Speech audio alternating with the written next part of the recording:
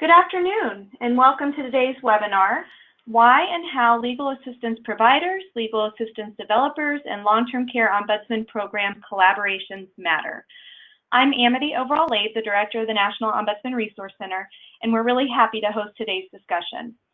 Today's presenters include Hillary Dallin, Director of the Office of Elder Justice and Adult Protective Services with ACL, Omar Valverde, Aging Services Program Specialist with ACL, Louise Ryan, Ombudsman Program Specialist with ACL, Laura Brown, General Counsel and Tennessee State Legal Assistance Developer, and Lauren Meeker, Tennessee State Ombudsman.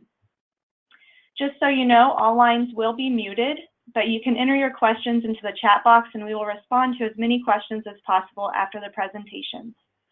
So now I'm going to turn it over to Hillary. Thank you very much, Amity, and thank you everybody for joining us today. I'm Hillary Dallin. I'm the Director of ACL's Office of Elder Justice and Adult Protective Services, which, as I like to say, covers about maybe a third of what we do, but more on that another time. We are so glad that all of you have joined us today, and we really look forward to more opportunities in the future to get all of our colleagues from our three networks that are joined today, to get you all together again to talk about issues and activities that you all share. So we hope this is just the first of many opportunities to do this. Today we're going to talk about the relationship among the networks of long-term care ombudsmen, legal assistance providers, and legal assistance developers. And we're going to start with just how the key concept of how very important the relationships are among these three networks. So often, the exercise of residents' rights benefits from long-term care ombudsmen and legal assistants teaming up through shared involvement with individuals and warm handoffs, and through joining together for systemic advocacy, all premised upon well-developed skill sets and knowledge-based supports. These relationships are just key to enabling residents to exercise their rights. We know very often it can be scary to exercise your rights. Just because rights are there doesn't mean that it's easy to exercise them, and the support that we all give to residents to give them agency to exercise their rights is just critically important, and that is at the core of the relationships. And of course, all of this has long been recognized in the Older Americans Act and the implementing regs. A long-term care ombudsman engage in systemic and individual advocacy on behalf of long-term care residents to raise their voices up to advocate for quality of life and quality of care. Our legal assistance providers, funded under 3B of the Older Americans Act, represent older Americans with economic or social need, and long-term care facility residents are definitely in those groups. With regard to priority case types, that specifically in this regard include legal issues around long-term care and access to health care. And our colleagues who are legal assistance developers offer state leadership in legal rights. And again, specifically for the topic of today's webinar, that leadership centers around training, education, technical assistance, and other supports. So you can see how we all fit together in this circle. And I wanted to just give an example about which there will be much more discussion forthcoming at another time, at many other times actually, over the next many months, and that is involuntary discharge. These issues that are presented in these cases are usually quite complex. They involve interplays of residents' rights and legal matters, including payment source disputes, such as Medicaid denials or Medicare discontinuances, or they're about level of care or the purported ability of a facility to quote unquote meet the needs of a resident. They generally require a mix of the kind of advocacy that all three networks do, particularly our two direct service networks, the Ombudsman and the legal assistance providers, and very often result in an administrative appeal when informal advocacy is not sufficient. It's specifically a fair hearing, as we all know. Again, lots more on involuntary discharge upcoming over the next many months. But what I wanted to point out here is that the teaming here is so very important because it's the mix of skill set and expertise that is going to help the residents to get their case heard, to make their case, and to have a good case to prevail, especially if it has to go to a fair hearing through that administrative appeal. Because we all know that administrative appeals have better outcomes when appellants are represented. So with that background then, let's look at the Memorandum of Understanding that many of you have asked us about. So the Memorandum of Understanding is essentially intended to reflect this dynamic relationship that you all have with each other. As a practical note, for those of you in states where the Memorandum of Understanding has already been exercised, executed, please exhale. There is nothing more you have to do about that MOU. It's in place. It's all good. We would just ask that you make sure that you live by its precepts, that it's a dynamic living document, and I may repeat that at least one more time in the next 3 or 4 minutes, because that's the intent here. This is not a check off the box requirement. This is a requirement that is driven by the relationship that you have with each other that makes the exercise of residents' rights possible. So if we go to the next slide, oh, just one more thing on this slide, sorry, Amity. That last bullet is really important. We recognize that every state is different. There's no two states that are alike, and your relationships, therefore, are different. Where you're housed is different. How exactly you relate to each other is different. Therefore, for those few of you who do not have an executed Memorandum of Understanding, please know that technical assistance that is customized for you is available. For a start, from those of us at ACL, your ACL team is Louise Ryan, Omar Valverde, and myself.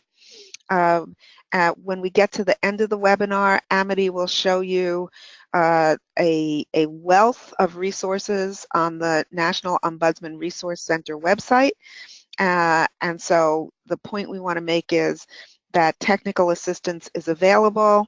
We understand the need for flexibility. We understand the need to visit with you and understand what's happening in your state. Now we can move on to the next slide, which is the actual text of the statute.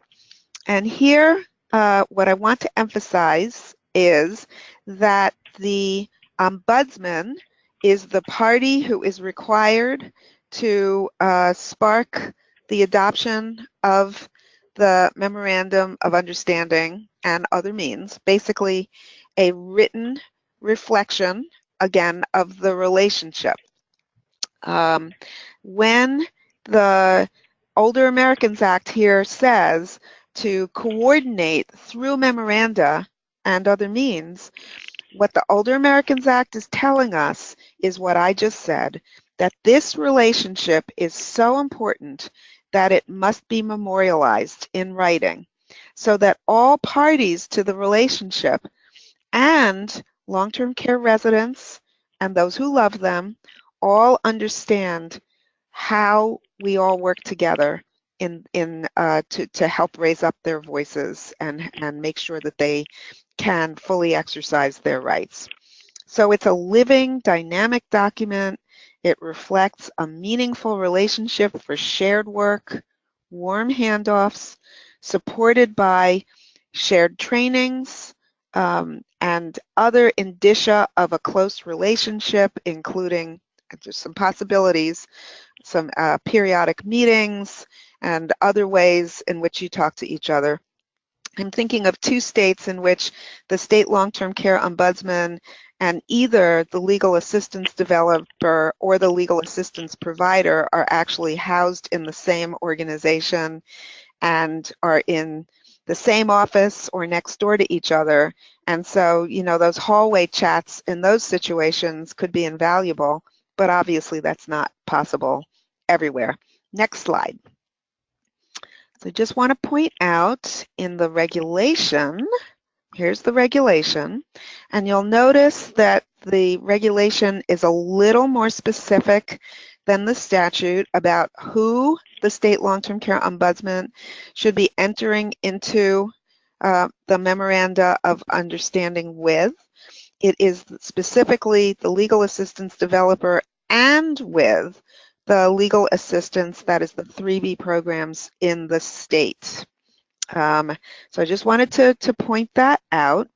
And just to summarize, the key points are state long-term care ombudsman is the party who has the obligation to create the memoranda of understanding with the LAD, the legal assistance developer, and legal assistance program providers, and that the memoranda of understanding are to create and memorialize a relationship that leads to the shared joint work on behalf of long-term care residents, so that they can, again, assert their rights to quality of life and quality of care. And now I'm going to hand the webinar off to Louise Ryan, who will talk through some ways in which this usually works, and maybe she can offer some common examples of the way states with various kinds of organizational structures handle the relationships and the memorialization of the relationships in the memoranda of understanding and other means. Louise? Yes, good afternoon, everybody. If you could go to the next slide, Amity. So I just wanted to talk for a few minutes kind of how this looks out in the field. And there are many different ways and structures in which ombudsman programs and legal services work together to support residents. So I'm going to talk a little bit about kind of how it looks in the states in terms of their organizational structure. And you'll also hear from Tennessee in a few minutes about how it works in their state. So a lot of times the state ombudsman office and legal services are in separate agencies or entities. And so it's really important that for successful collaborations that there's some shared understanding about how they will collaborate, how, say, the legal assistance developer will support the state ombudsman program, how the state ombudsman program can be a resource to the legal assistance developer, so how they work together. And so often, you know, we are looking for these memoranda of understanding that describe their relationships, and also then in the state ombudsman program through the requirements of the ombudsman program rule. They also have to develop policies and procedures, including around, for instance, complaint handling and how they will refer complaints to an outside entity. So within that, it would include how do you refer a resident who needs legal assistance to the legal services provider? How does that warm handoff happen? So states are developing that process, and many had that already, or they had informal processes. And so basically what's been happening is kind of more of a formal approach. And the benefit of that is that, as we know, there is turnover, and as people leave, you've got things in place. You've got systems set up that support the continuation of relationships and support to residents around legal service needs. So that's kind of really a big part of why this memoranda is so important, is that, you develop these kind of blueprints about how you'll work together. And often it will include discussions around training or, working together on systems issues, how complaints are referred when, residents have legal needs. So that's kind of the intent. And I would say even when programs are co-housed, again, you have staff turnover. Sometimes assumptions can be made, or, you have great conversations, but maybe other people don't understand the working relationship. So again, having things in a written format can help to memorialize and create, ongoing systems so that when there is turnover, things don't fall apart. So that's just kind of another practical point I wanted to bring out with regards to this kind of formal communication and understanding that you're working on developing, or that state ombudsman programs in particular are working on developing. Next slide. And so how do, I think you might already know what some of the benefits of coordination are, but I did want to just point out a couple. I think for the legal assistance provider, when they have the ombudsman program assisting a resident and then making that referral that you then take on to provide the legal services for the resident, the ombudsman program stays with that resident through the process. So they support them before, during, and after any kind of legal action. So they're an important resource for residents, an important level of support. Also, sometimes they can be very helpful in terms of, if you as the legal services provider have additional questions, or maybe you need to, get more information, the ombudsman program can help to facilitate those kinds of, that kind of back and forth. So that is, an important benefit to your work as a legal assistance provider, and clearly all to benefit the resident and getting their legal needs addressed. I think I've seen some really good examples at the systemic level of collaboration, whether it's through a work group, such as WINGS, the work group to improve guardianship, and looking at those guardianship alternatives, elder abuse prevention work groups, financial exploitation strategies that have turned into legislation to strengthen protections around financial exploitation, and other consumer protections, whether it's around evictions and, say, the home and community-based residential care settings, or other kind of supports and services. So I think many of you have experienced these benefits of this type of collaboration. Next slide. Tennessee, I'm going to turn it over to Laura Brown and Lauren Meeker. And they are a great team with confusing first names. So thank you, Laura and Lauren. That's us, and this is Laura Brown. I know. We get ribbing, trust me, on a daily basis, because, it went from Laura to Lauren, and people are still like, what? Anyway, it's so nice to join everyone today. Hey, Lauren, are you on too? I believe that she is, but I guess I'll go ahead and get us started. Thanks for the handoff, Luis. I was the state long-term care ombudsman for about 3 years, and then moved over to the legal assistance developer role within the Commission on Aging and Disability here in the state of Tennessee. Lauren and I are very, very fortunate in that we are housed together, both at the Commission on Aging and Disability, so we do have that flexibility and that ability to have those quick office chats and quick hallway chats about something that may have come up, be it a regulation or a resident-specific type of question. We do have an MOU, but that MOU just kind of formalizes our pre-existing relationship and our working together.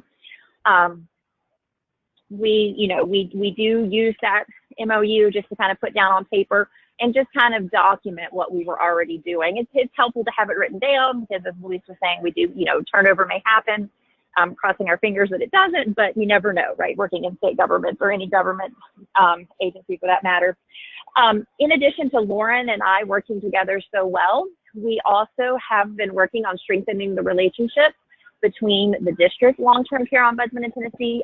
Some folks call those the regional ombudsman. We call them district ombudsman in Tennessee, the folks that are actually in the field and providing advice and help to residents and assistance to residents on a daily basis.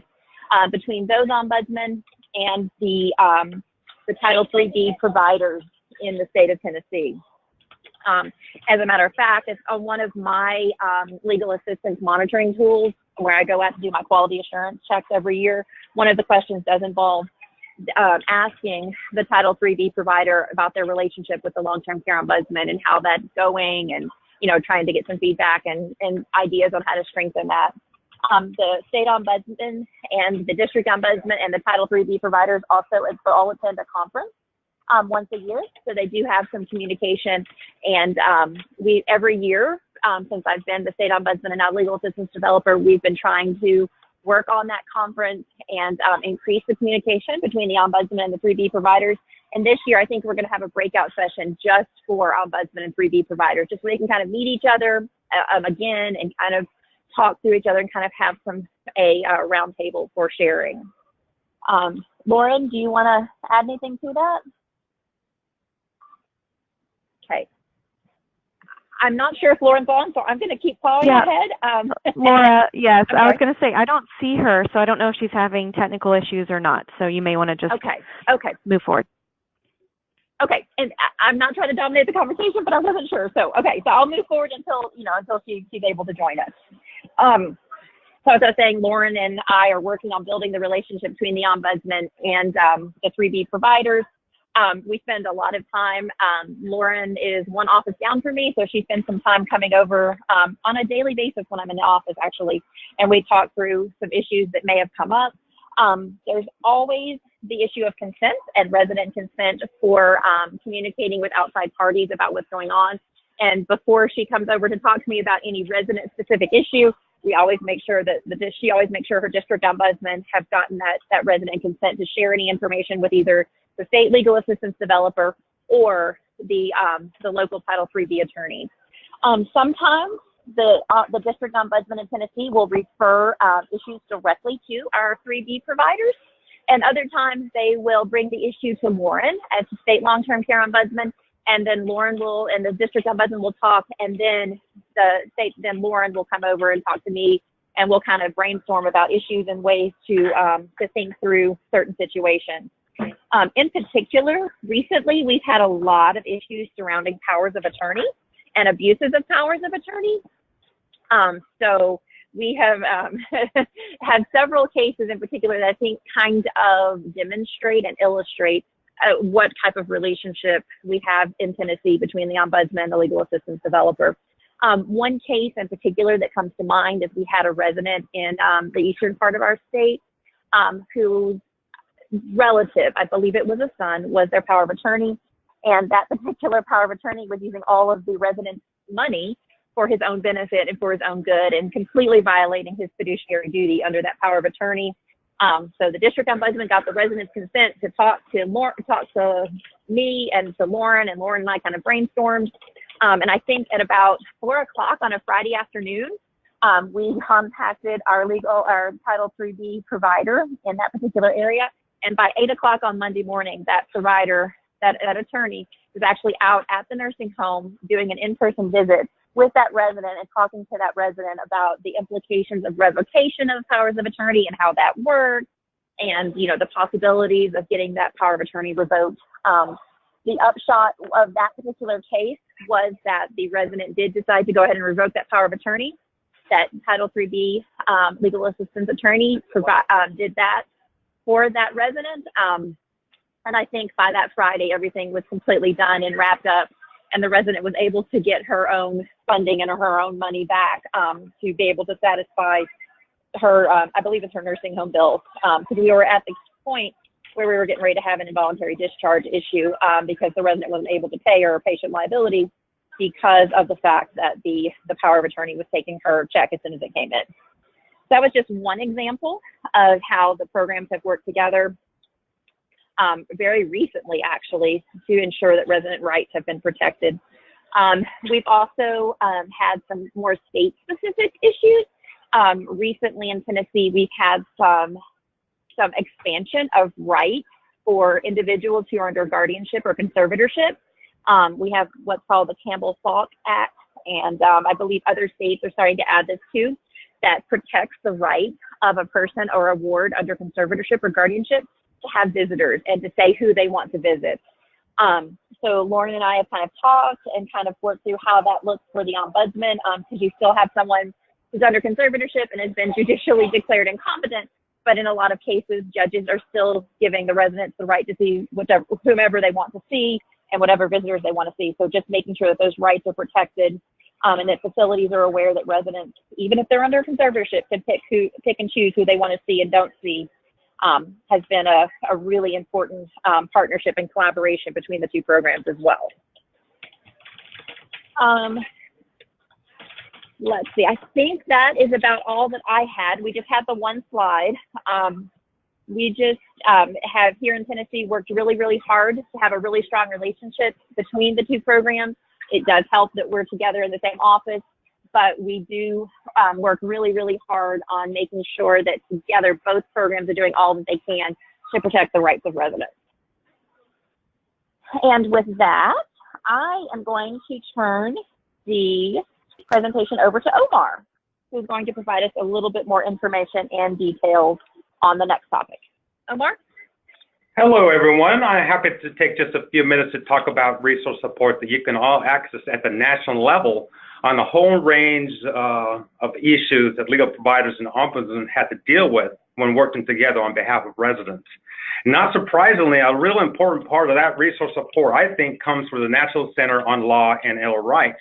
As many of you already know, NCLR was launched by ACL in 2016 to serve as the first time ever unified portal where professionals and advocates can gain easy access to the very best resource support on the entire spectrum of high-impact legal issues that are specified in the Older Americans Act and the Hillary reference as well, and including those issues directly relevant to 3B providers on this call and the ombudsman programs. Now, when I talk about NCLR, I always describe the center as a capacity builder above all else. And we're talking about all dimensions of capacity here. There's, of course, the overall leadership capacity of the legal assistance developers across the country, for example, that we need to support. We always have our friends, the LEDs, in mind. And there's also capacity in terms of the knowledge and expertise providers need to have to take on complex legal issues impacting their clients. And also, of course, there's the overall system design capacity that you can only achieve through building delivery systems that are well integrated and that target scarce resources with precision to seniors in the most need facing those very pernicious legal challenges. Now, all those aspects of capacity are addressed through the very different types of resource support we offer through the NCLR portal. And as you can see on the first slide, those core functions are legal training, case consultation, and assistance development TA. And you'll find that when those different types of resource support are provided in combination with each other, it promotes and advances, I think, in a very powerful way, all those forms of capacity that I just mentioned. So let's first talk about the National Legal Training Curriculum. Now, through our website and the links you'll see indicated right here on the next slide, Amity, next slide. You can access all kinds of trainings and related issue briefs, and I know you'll find they're really just right on point in terms of what we're talking about today. For example, NCLR has had previous webinars on Medicaid finance, long-term services and supports, which happens to be a nationally well-recognized area of expertise for our NCLR contractor, Justice and Aging, who are doing just a great job with this contract, by the way. And they also did an excellent webinar last year on defending against evictions from nursing homes and assisted living. These are the types of extremely pernicious cases you heard our presenters talk a lot about earlier. So if you missed those webinars I have on this list, for whatever reason, please, by all means, pull those up, get yourselves caught up, or you can refer them to new folks you might think would benefit from them as well. But that's only just the beginning, folks. I also wanted you to take a close look at NICLR's training schedule for 2018. I've actually provided for you on this slide you saw our first link to our NICLR 2018 training curriculum calendar. Now, when you pull up that calendar, you'll see that there's a training coming up on Medicaid appeals on June 12th, and that one's targeted to advanced legal audiences already familiar with the basics of the appeals process. You see that our curriculum is actually divided into basic and advanced trainings. And later on that year, on December 12th, you'll see a webinar on managed care, long-term services and support. And yes, there's more, folks. On March 27th, coming up right this month, NICLR is hosting a webinar that focuses on nursing home transitions. It doesn't get more relevant to what we're talking about than that. This exciting webinar will explore the barriers that attorneys and ombudsmen often have to deal with in helping clients during their transitions into the community. The presenters will talk about various challenges raised by diminished capacity and also address how person-centered planning can empower residents in the transition process. And they'll also cover effective Medicaid waiver strategies to top it all off. And also, I should mention the webinar will have a special emphasis on effective attorney and ombudsman collaborations with some concrete examples provided for you to think through and perhaps apply to your work. So that's going to be a really good one, folks. The registration alert already went out for that one, I think last week. So make sure that you take some time to register for that. Now, I also want to take a couple of minutes to highlight the case consultation function, which is on the next slide. You need to know that when it comes to case consultation, absolutely no fact pattern that emerges in the context of legal provider and ombudsman collaborations is so complex that our experts at NICLR can't help you work through it and resolve it. All you need to do is pick up the phone, use the website link, or shoot them an email to ask for help. You should know that in 2017, NICLR actually delivered 600 consultations on healthcare and long-term care issues alone.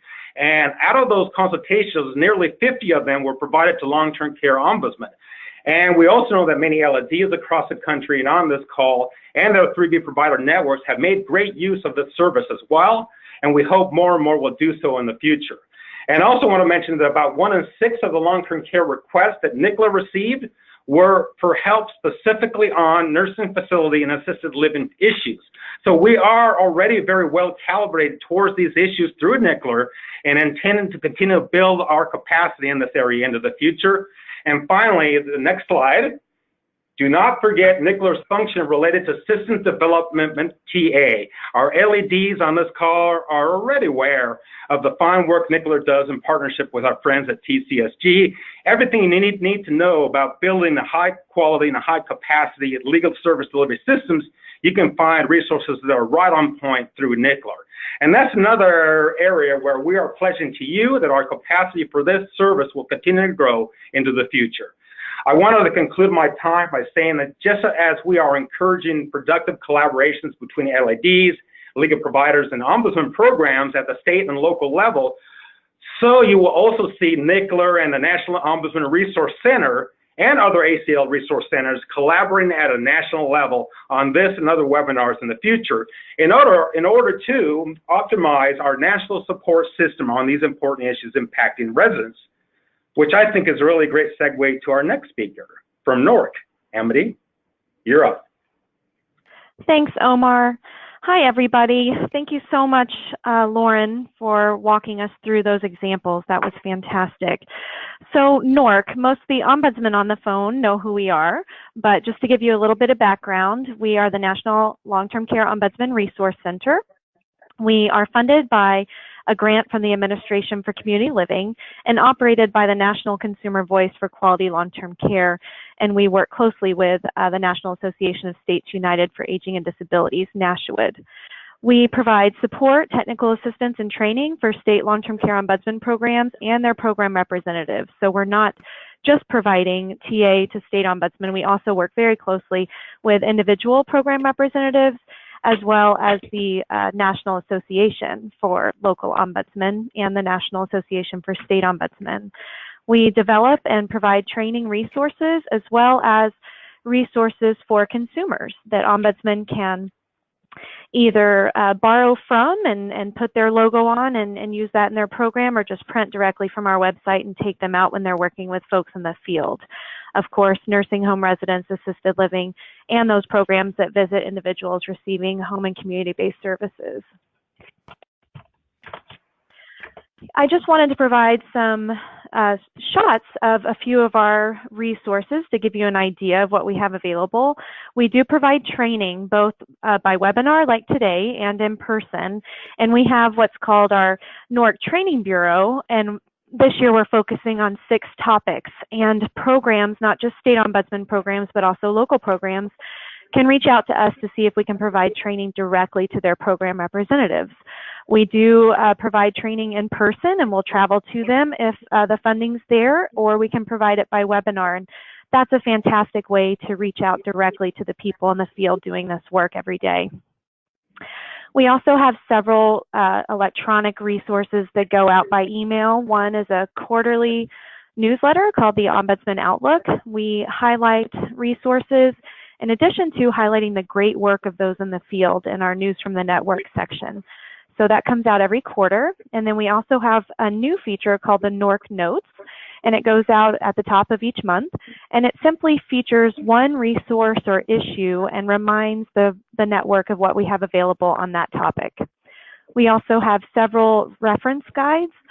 The one on my screen talks specifically about systems advocacy and the role of the state ombudsman, and we have many tip sheets on the website. We also provide technical assistance, both individually to folks that reach out to us by phone or email, but also online with all these resources and a new feature on our website, the Technical Assistance FAQ page. I wanted to provide you with a screenshot of our website, and the red part that I highlighted may be the most helpful to you because it helps you locate an ombudsman program either in your state or your region. So you just click on that map icon, and it'll take you to that page so you can find an ombudsman program representative to talk to and work with. In addition to that, we have several pages. You can see at the top of your screen in that little screenshot, we have an About section that talks not just about NORC, but also about the Ombudsman program in general. We have an entire page welcoming new Ombudsman program representatives to the network. We have a library that includes government reports, federal laws and regulations, and of course the Ombudsman rule. We have an entire support section that has many pages underneath that about program management, promotion, and training. And then we have issues on this far right-hand tab, and there's at least 20 different issue pages. So topics about abuse, dementia care, use of antipsychotic medications, and so on. So we cover a lot of areas. Which brings me to our training, and Hillary mentioned this briefly during her presentation at the beginning. We have a toolkit specifically, obviously really relevant to today's topic. It's the Ombudsman Program and Legal Assistant Developers Collaboration Toolkit. The toolkit includes an overview of the role and responsibilities of the Ombudsman Program, as well as the LADs and legal assistance providers. It provides examples of collaboration, discusses the importance of an MOU, and provides a sample template for an MOU, as well as 2 state examples. And in addition to that, there are some other links to resources, which includes a report that's based on responses to a questionnaire that went out to state ombudsmen and LADs in 2015. And it summarizes their responses about both barriers and successes in working together. So please check that out. The website has been updated recently, and if you can't find it or you have questions about the materials, of course, you can reach out to us. In addition to this toolkit, we focus really heavily on collaboration. So we talk about and provide training and materials about working with other partners such as APS, Aging Information Referral and Assistance Programs, Protection and Advocacy, state survey agencies, and so on within the Aging Network. So it's really important that we all work together. So thank you for attending today's webinar. And I'm going to, I believe that, yes, Lauren's on the line now. So good, we can move into questions. And Amity, this is Hillary, and I just wanted to kind of wrap this all up by saying that I hope that everybody on the webinar appreciates the high degree of collaboration that you're hearing from ACL, your ACL colleagues, and also from our ACL-sponsored resource centers. You know, just really want to emphasize that we are here for you, and we want to hear from you, and that's important to us. So we hope you've heard that loud and clear. And I'll remute. Thank you, Hillary. So if you have any questions, please enter those into the chat box, or if it's not a question, if it's just an example of collaboration, a success, something you'd like to share, we'd like to hear that as well. And Lauren, while we're waiting for those questions to come in, you have a few minutes if you wanted to talk a bit about working with Laura in your state. Yes, absolutely. I'm sorry. I ended up in some weird vortex. I've been listening to hold music for a while until Katie called me. I didn't know what I did wrong. Well, obviously I don't know what Laura discussed, but I think that our relationship is so important. And one of the things that she helps me out with so much is not even resident specific, but when I need those when I have those questions like, hey, how do you even get a conservatorship? Or tell me about what this legal document, what is a POA? You know, any kind of questions I have like that. She's great for more or less the generic legal knowledge of helping me understand some of the things that I'm looking at, even when, you know, especially since she can't see it. So that's good. And, you know, another thing that's really amazing is the ability to, when we do have a resident, for example, we've had folks that needed to get powers of attorney revoked or needed one put in place, or there's been some family dynamics and things like that. And, you know, when we do get the consent from the resident to bring her and any legal folks in, it's great for her to be able, you know, for me to take a POA and say, hey, this resident feels that this isn't valid and wants some help. And she can glance at it really quick and say, oh yeah, let's hook them up with, you know, this person from legal aid, or that, you know, and she's so wonderful with that. And it's been so invaluable to me and all of the district ombudsmen.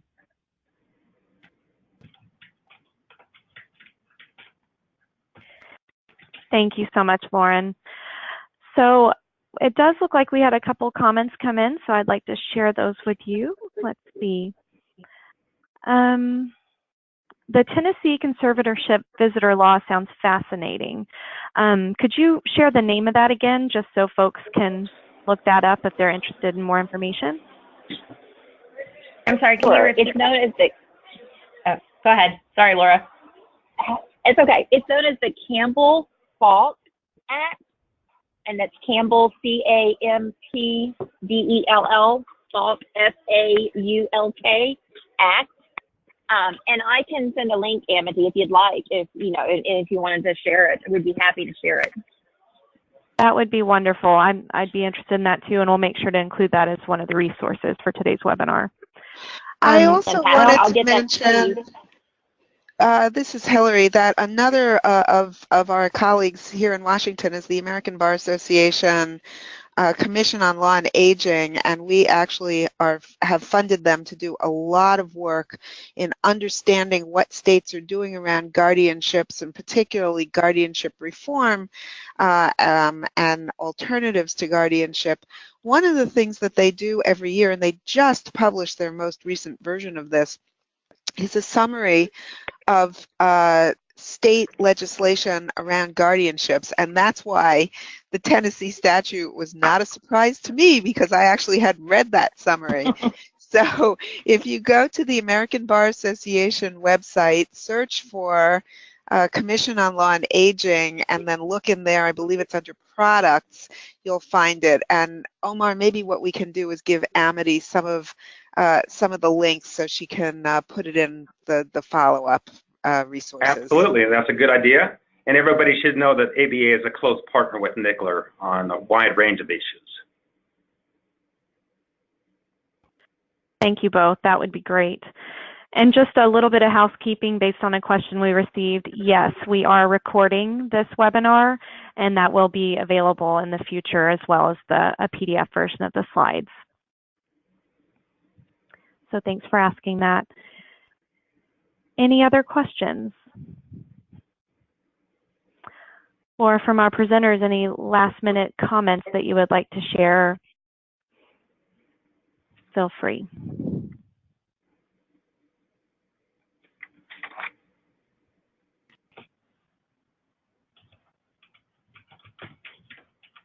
This is Louise, and wanted to thank everybody for their participation.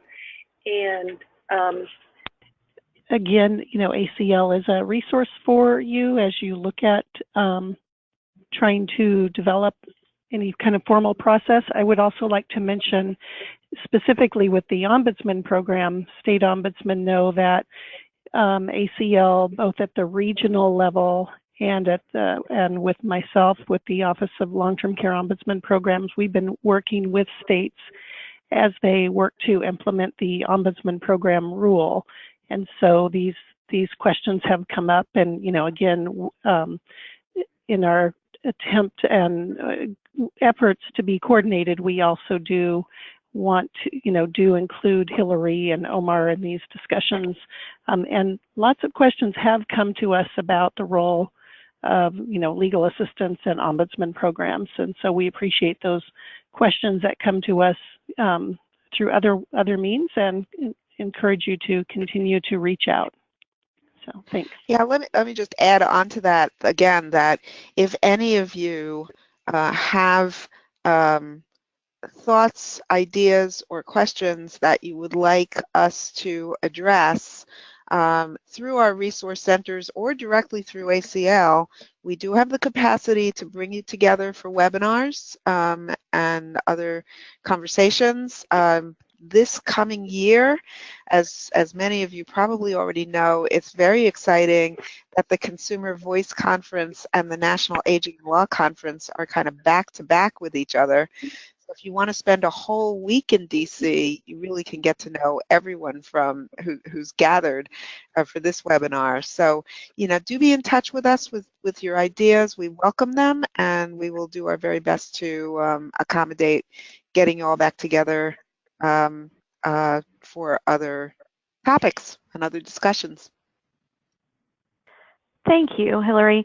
So kind of on that note, part of the Resource Center, we obviously collect and share examples from states. So if you're on the call today and you're thinking, oh, I have a MOU that I'd like to share that's been working with our state, then please share that with us so we can share it with the state ombudsman and anyone else that visits the site. And we also, since Hillary brought up the Consumer Voice Conference, which Consumer Voice, as I mentioned, operates NORC, there is a call out for proposals for that conference right now. So if you're on the call and you're thinking you have really great examples that you want to share with your peers, then definitely look up the Consumer Voice Conference and submit a session proposal. So we received another comment. Let's see. I'd love to see a topic covered about the coexistence of aging issues and mental health concerns, just when we're thinking about future training. So thank you for that comment. And if there isn't, I don't see any other questions in the queue. And if there aren't any other comments from the presenters, I think right now I'll just show the contact information slide. So please don't hesitate. As Hillary and Louise mentioned, and Omar, we're all here to support all of your work. So don't hesitate to reach out to any of us And if you've reached out to me and your question would be better for ACL, then I'll just direct you over to ACL and vice versa. So please reach out to us, continue doing the great work that you're doing in the field, and thank you so much for joining today to listen to this discussion. And please take a few minutes to fill out the evaluation that comes up whenever you leave the webinar. So that's all I have for today. Thank you so much. Have a great week. Bye all.